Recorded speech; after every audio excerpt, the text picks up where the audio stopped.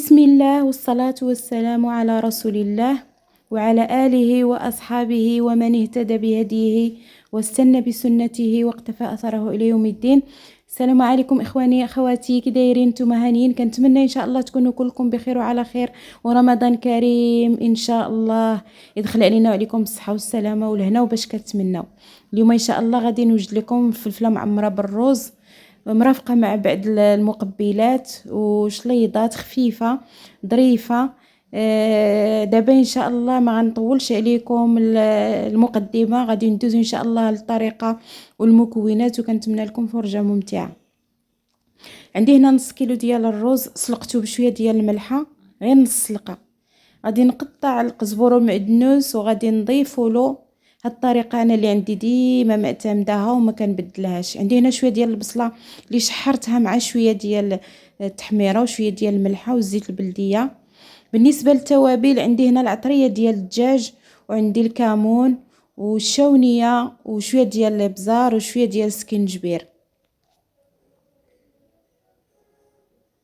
من بعد ما كنضيف العطريه كامله الخليط ديالي، كنخلطو مزيان باش كيدخل. كنزيد شويه د الملحه. بالنسبه للملحه البنات ردوا البال لانني نسلقته في الملحه، ديروا شويه الملحه باش ما تجيكمش العماره مالحه. كنضيفوا شويه ديال الزيت وكناخذ واحد الفليفله حاره اللي كانت مرقده وكنقطعها. ضروري هاد الحشوه خصها تكون شويه حاره باش كتعطيك واحد المذاق زوين. كنقطعوها طريفات زرقاق وغادي نضيفوها للخليط وغادي نحركوه مزيان. كنحركوا الخليط ديالنا بهذا الشكل هكا باش كندخلوا العطريه والمعدنوس في الروز. من بعد ما كنخلطوا المكونات مزيان هما كيوليو لنا كيعطيونا هذا اللون هذا. كنجيب الفلفله اللي غسلتها وخويتها من الداخل وحيدت لها الراس وكنبدا نعمرها شويه بشويه. كتحاولي تخوي الروز وانتي كتتبعي له الصبع ديالك باش يتخشى مزيان داك الروز لداخل، وتعمر الفلفله مزيان باش ما كتجيش خاويه من الداخل. من بعد كناخذ الفلفله ديالي وكنتكها بالفرشيط او بالشوكه او بكوردون باش ما كترتقناش في وسط المقله. كنسد لها الراس ديالها بالفم ديالها بالراس ديال الفلفله ولا بمطيشه سوغيز. انا غادي نعاود ندير لها مطيشه سوغيز لان الراس الفلفله كيتحيد ما كيبقاش شاد. من بعد ما كنسالي الفلفله ديالي كامله بالحشوه كنعمرها كامله.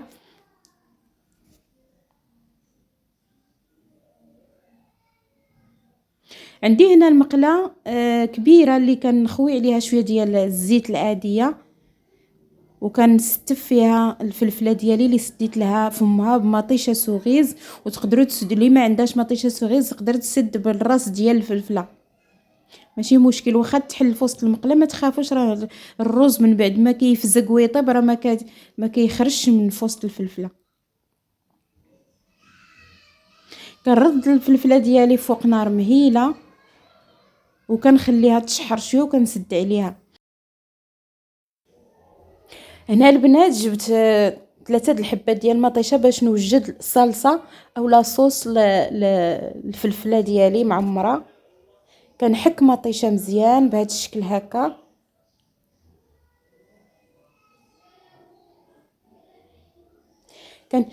من بعد ما كنحك مطيشه كنجيب كنزيد معلقه ديال الصلصه المطيشه، اي مطيشه المعلبه، وكنزيد عليها شويه ديال الشونيه نفس العطريه اللي درنا في الروز.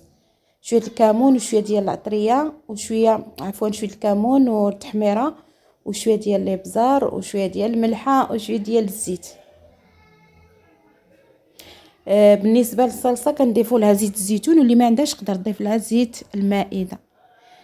كنجيب شويه المعدنوس اللي عندي طري وغسلته كنقرضو بيدي وكنضيفو للصلصه. هاد الوصفه البنات كتجي رائعه رائعه، انا ديما كنعتمدها وما كنبدلهاش. كنزيد شويه الماء في لاصوص ديال المطيشه، ومن بعد ما تشحرات شي شويه الفلفله في الزيت كنخوي عليها هاد لاصوص هادي. كتوزعي لاصوص فوق الفلفله كامله بهذا الشكل هكا.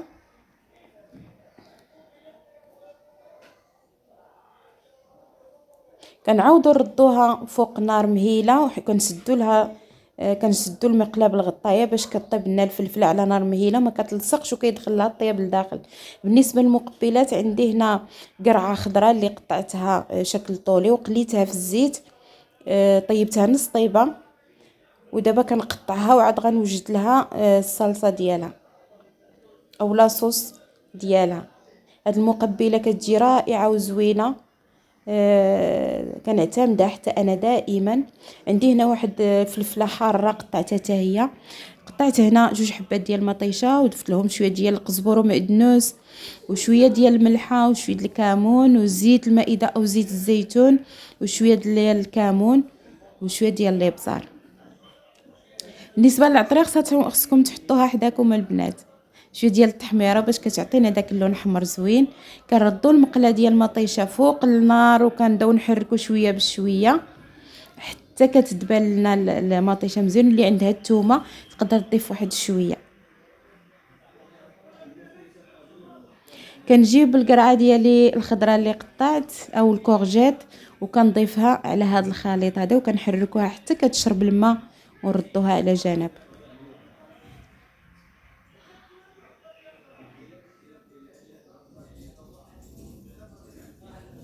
كتجي هاد المقبله زوينه البنات، دوزوا بها الخبز، زوينه زوينه رائعه، تقدروا توجدوها غير بوحدها بلا ما ترافقوا معها. عندي هنا واحد نص حامضه عصرتها حتى هي على هاد المقبله هادي، وعصرت النص الاخر فوق الفلفله.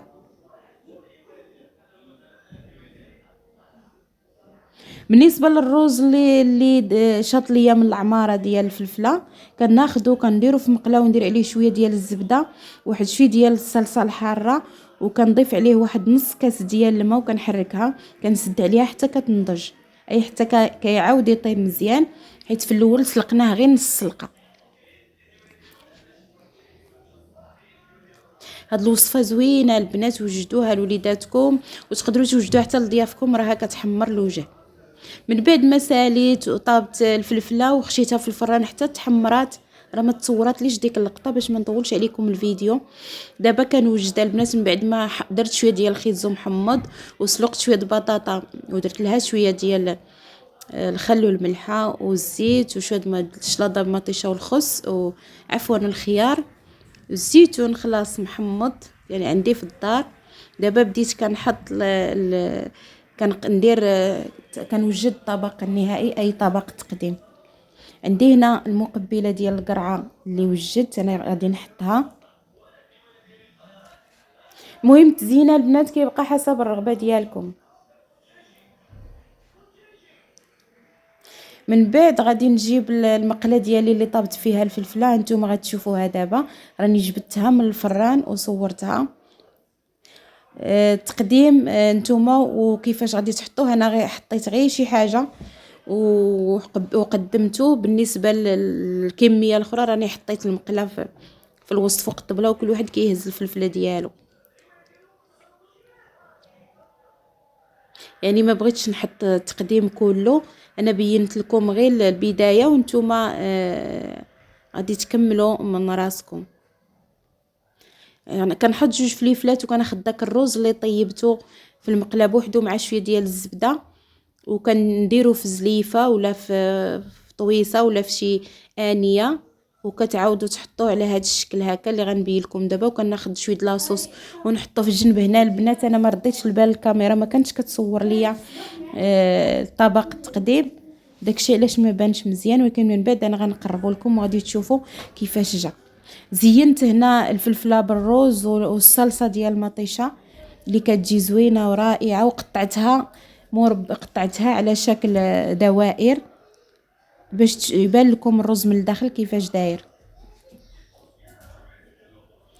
ها هو البنات التقديم النهائي ديال الفلفله ديالي معمره بالرز او فلافل معمره بالرز. تقدروا ديروا حتى فلفله الوان، انا هنا عمرت غير فلفله طويله الخضراء هي كتجي حلوه وزوينه. الرز طايب، الصلصه رائعه. بالنسبه للشلاضه نتوما والذوق ديالكم، والمقبله هي كتجي زوينه زينتها بزيتونه. كنتمنى هذا التقديم او هذا الطبق ديال هذا النهار ينال اعجابكم. غير جربوها البنات، راه زوينه هذه الطريقه اللي كندير انا وكنعتمدها دائما، كتجي بنينه راه غتاكلوها ما غاديش تشبعوا منها. وكنتمنى هذا الطبق ينال اعجابكم، والسلام عليكم ورحمه